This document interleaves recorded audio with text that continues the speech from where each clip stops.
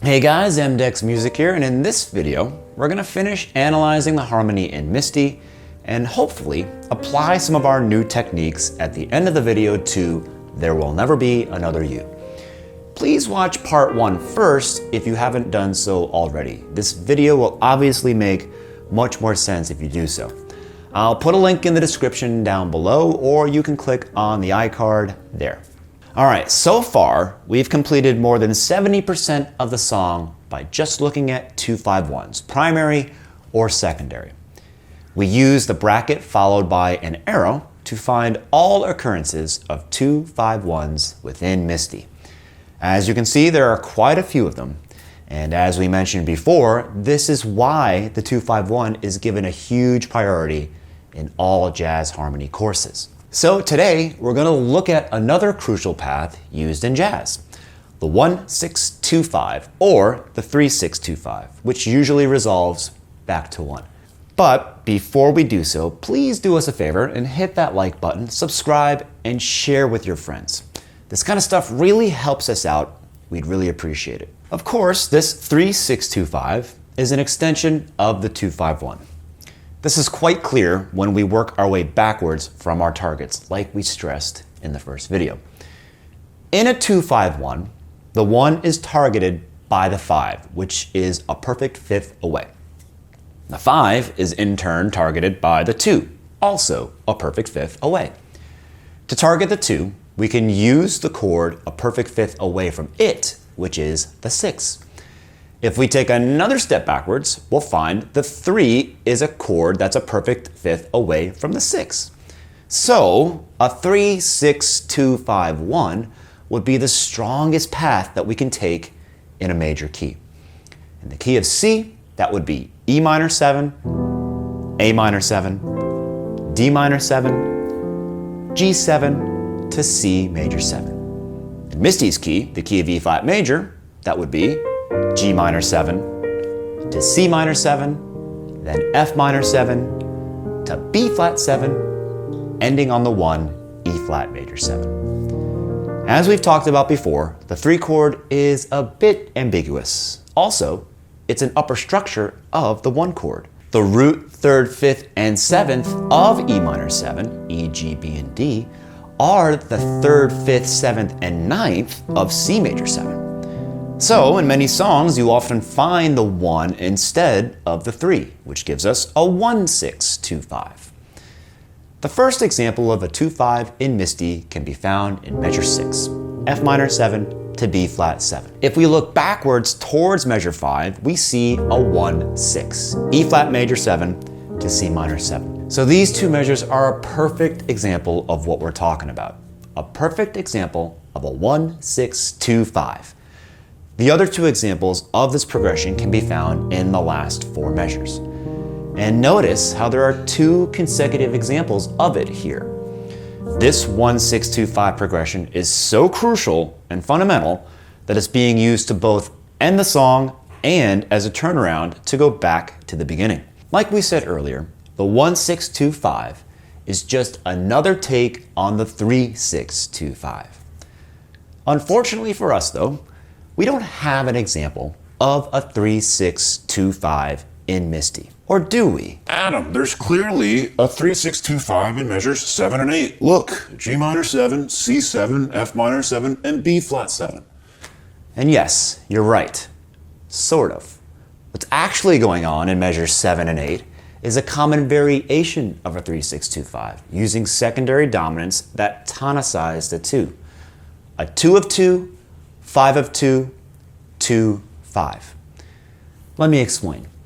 The biggest red flag, for me anyways, is this arrow. This indicates to me that there's a 5-to-1 movement going on here. And when you consider that we're dealing with a dominant chord here, C7, not C minor 7, this is not a 6 chord. Another interpretation is definitely needed. All right, fine. It's a 3-5 of 2, 2-5. Case closed. Not quite. The fact that we know how the C7 is now functioning as the 5 of 2 forces us to reinterpret the G minor 7, not as the 3 chord, which at first glance in a vacuum is actually a safe assumption, but rather as the related 2 of 2. So what's going on in measures 7 and 8 is not actually a 3-6-2-5. It's something way cooler. A 2 of 2, 5 of 2, to 2, 5. What makes this so awesome is that this retains the exact bass movement of the 3-6-2-5, maintaining a fundamental characteristic of the 3-6-2-5, the bass movement, while simultaneously taking us on a completely different harmonic journey around the map. Fine, whatever. The G minor 7 is the 2 of 2, not the 3. Whatever. It's still a G minor 7. At the end of the day, what's the difference? Great question. The differences between G minor 7 and G minor 7 are actually pretty significant. Why? Because these two chords are completely different functions. And these two functions are informed by two completely different chord scales. The differences between these functions has all sorts of implications as it relates to arranging, chord voicings, and improvisation. Even the melody is informed by our chord scales.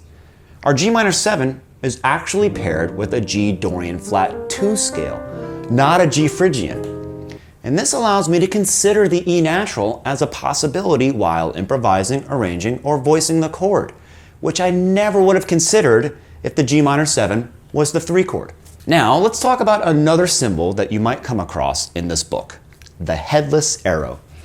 What this symbol basically tells you is that the chord that you're on is about to turn into a minor version of itself. You can clearly see what I mean in measures 3 and 4. This A flat major 7, followed by a headless arrow, turns into an A flat minor 7. This is a consequence of various commonly used techniques in jazz, one of which is borrowing from minor, one we talk about all the time, as it is, in our case, in measure 4 here. This A flat minor 7 is being borrowed from E flat major's parallel minor, E flat minor. When this technique is applied to the 4 chord, as it is in measure 4 of Misty, we can reinterpret the 4 minor as the related 2 of flat 7, creating what's known as a backdoor 2-5. And this is exactly what happens here in measure 4. A backdoor 2-5 is an alternative route as opposed to the regular 2-5 that leads you back to the target. So this is a cool example of how we borrowed from minor to create a backdoor 2-5 using the 4 minor to the flat 7-7, which wants to resolve to the 1 major 7. And as expected, this is what happens here in Misty. The D flat 7 resolves to the E flat major 7. This technique will actually be found again in the last A section right here. Notice how in the second ending we find a simplified version of this backdoor progression in which only the flat 7 is used between the two 1 major 7 chords. This creates a really nice movement on a static 1 chord. Now let me show you where we can use this technique in There Will Never Be Another You. In measure 10, we see a flat 7 preceded by a 4 chord, then resolving to a 1. This is the perfect place to implement this harmonic technique. So let's interpolate a 4 minor in between this 4 and this flat 7. So what we're actually doing is this. We're just drawing harmony. No need to concern ourselves with the chord names, just the fundamental techniques that are so often used in jazz. The only decision we really have to make is where exactly to interpolate this 4 minor chord. Do we want to put it on the 3rd beat of measure 9 or the 1st beat of measure 10, thus displacing the flat 7 by 2 beats? The truth is, either option works in a strictly harmonic context.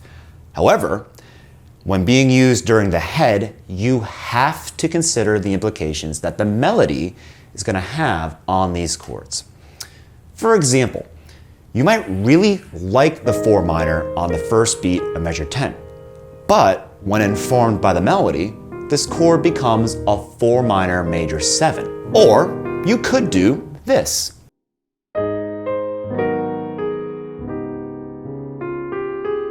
If you haven't been playing, writing, or arranging from this perspective, I strongly encourage you to do so moving forward.